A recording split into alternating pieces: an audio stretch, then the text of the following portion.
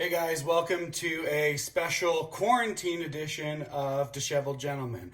I say that just because here in the US we're all under the whole idea of being quarantined by, yourselves, just trying to do the social distancing. So I figured this is a great time to get to the video I've been wanting to do for a couple of weeks here. Give you guys a little bit of a backstory on what's going on here. So I've been collecting knives for several years, probably 7, 8 years now. And one of the things that really I've never purchased is Spyderco knives. Nothing against them. I think they're fantastic knives, and I think that they're incredibly popular for a good reason. But I never really had a desire to really have a lot of their specific offerings, designs, and things like that. And a buddy of mine and I got together, and he is a very large Spyderco fan.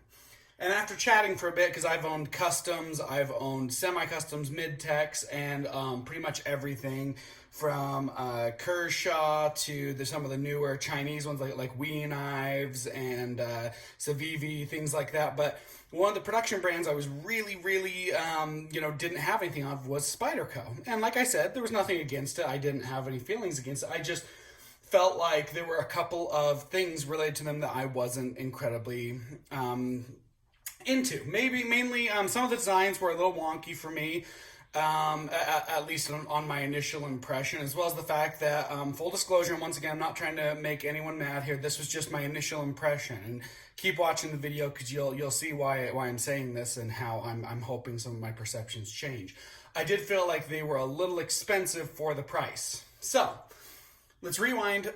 We went back to my buddy who is a very devoted Spyderco fan, and he works for the Department of Wildlife and everything, so he's constantly using them for real world applications. And so him and I, as we were chatting, he basically came to the idea and goes, I guess I can see some of your ideas, but I really think at the end of the day you have not given an equal opportunity, an equal chance to Spyderco just from your preconceived notions. And I said, you know what, full disclosure, I think that's fair.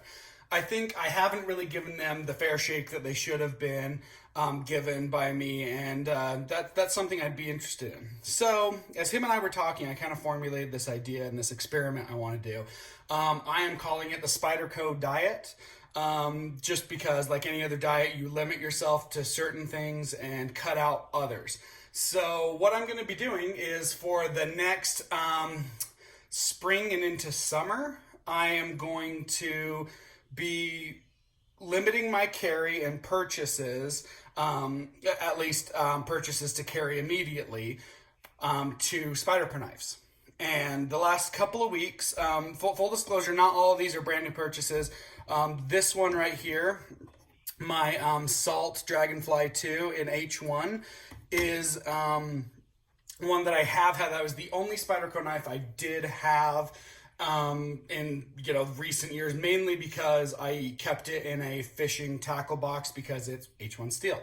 And I think I got some good use, but in full disclosure, I really didn't carry it much. It kind of sat in a tackle box. So I've pulled it out of the tackle box for this experiment. Now, kind of just letting you guys know, I am really interested in trying this experiment. I am hoping to find some of my previous ideas to be misconceptions or things. I am hoping to give Spyderco the fair shake, and I am going to try and be as open and honest as I can be about what I like, what I still don't like at the end of this experiment. But in that, I have tried to really expand the offerings and things that I'm going to be carrying this upcoming spring and summer. So I will be posting more videos about specific things, but I did want to show that I have widened my palette considerably when it comes to Spyderco. I do have, you did see a couple of weeks ago, my very first purchase with this experiment was the McBee. And I did buy this straight from Jonathan McNeese, who was kind enough to laser engrave it for me for a very small fee. If any of you like the custom engravings, I highly recommend it. Jonathan was great to work with, just an awesome guy, and I'm really surprised how much I like this. One misconception already being turned around there because this thing is awesome.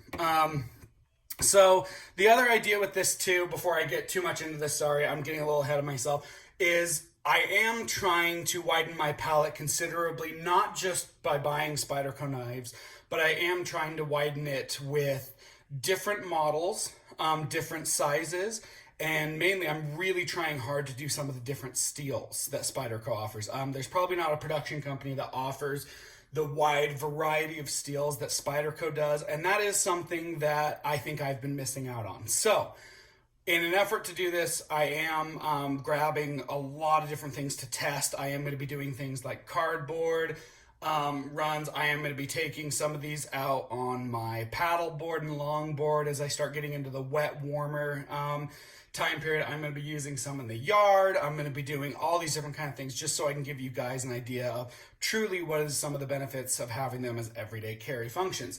As well as the fact that my every day-to-day job, I usually am in, business casual attire and things. So not every one of these things can be just thrown into slacks pockets and stuff like that. So I am trying to have a wide variety of everything from everyday carry, water carry, hiking carry, camping carry, but also business and office carry. So I'm really hoping this experiment I can give a really wide variety of kind of what the uses and functions of Spyderco are. And once again, I do hope to say what are some of the positives, what are some of the negatives related to that.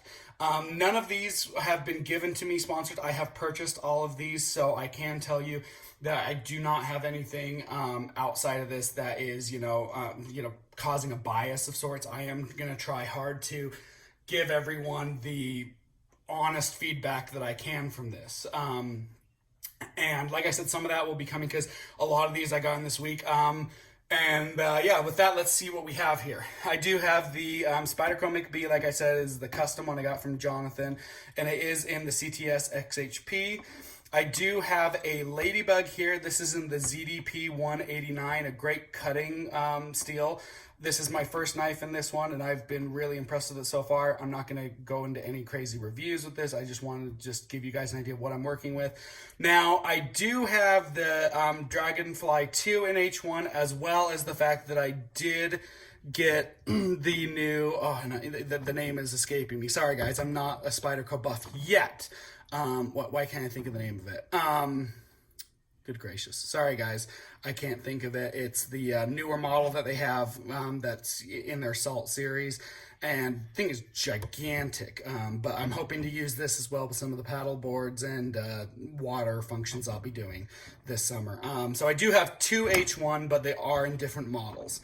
I have the Lil Native here in CPM S30V.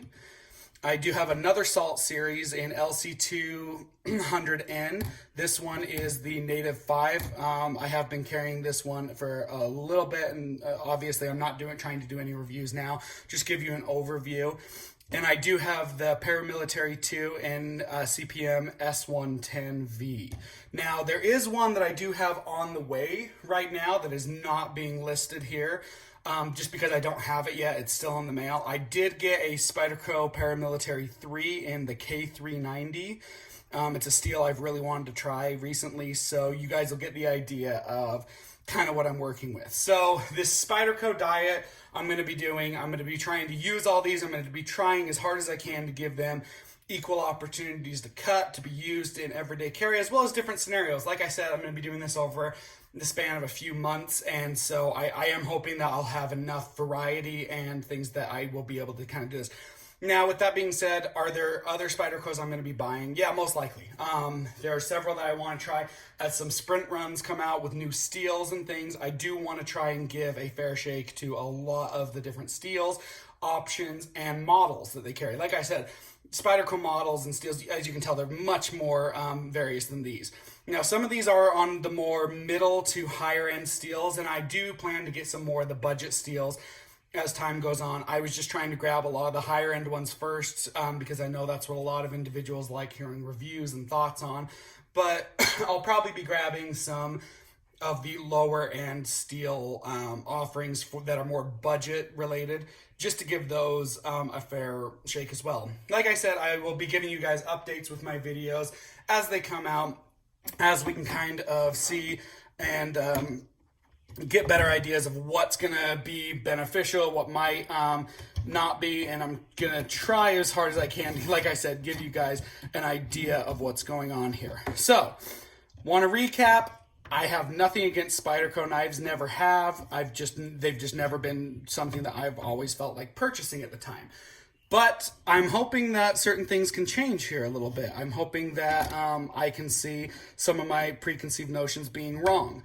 And like I said, I'm going to try and give you guys real world ideas. So I'm not going to be doing like crazy reviews because it's going to be really hard to find a knife company that has more reviews than Spyderco. I'm not trying to give you reviews, so to speak, of what the knife is, how it performs, and within what specific tasks. A lot of you guys know that.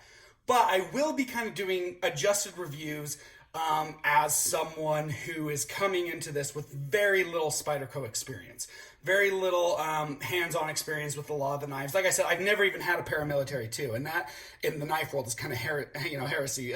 But this is my first paramilitary too. A lot of these knives are some of my first knife offerings I've ever had from Spyderco. Like I said, the only one I've had for greater than a year was this one, and it was in a tackle box. So I'm really hoping to come into this with a blank slate and give you guys honest impressions, ideas, what I think they're good for, as well as I'm hoping I can give you guys some of my thoughts on maybe where they might be lacking. Not that I'm trying to badmouth the company or anything at all. That's not it. I'm just trying to say I am hoping that my lack of experience can come through with an honest ideas and reviews for that. So stay tuned. Go ahead and subscribe if you would like and to see a little bit more of this.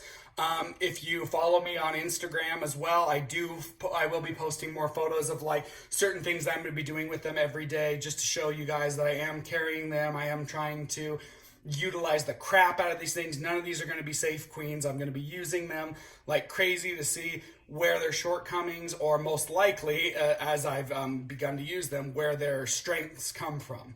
So I hope you guys are interested in this. I would really like to hear some of your feedback, as well as please let me know if there are any specific models I might not be looking at yet. Because like I said, my goal here is to give a very honest, new to the scene perspective on this, and I would love your guys' input and thoughts on this. And yeah, follow me for the next few months as we go through the Spyderco Diet and see what works, what doesn't work, and yeah, we will see where that goes. All right, guys, I'll get you guys next time. Thanks for tuning in. We'll see you later.